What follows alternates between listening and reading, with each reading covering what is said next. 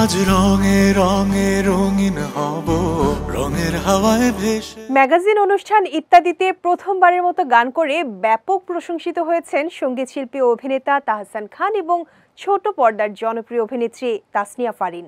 পেশাদার সঙ্গীত শিল্পী না হয়েও তাহসানের সঙ্গে খুব চমৎকারভাবে গান গেয়েছেন ফারিন। এরই ধারাবাহিকতায় ফারিনের সঙ্গে নতুন করে কাজ করার আগ্রহ প্রকাশ করেছেন তাহসান।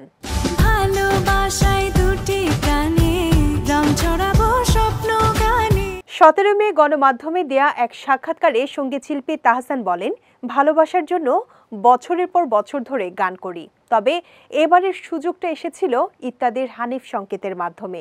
তিনি আমাকে এবং তাসনিয়া ফারিনকে একসঙ্গে গান করার জন্য বলেছিলেন। সঙ্গীত শিল্পী তাহসান আরও বলেন, আমরা ভেবেছি নতুন গান নিয়ে আরও কাজ করব, তবে এখনই না।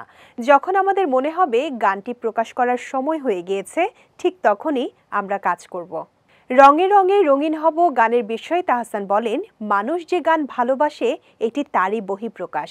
গানটি প্রকাশের পর অনেকে আমাকে বলেছে, ভাই গানটি খুব ভালো লেগেছে, অনেক বছর অভিনয় থেকে দূরে ছিলাম, এখন আবারও কাজে ফিরেছি।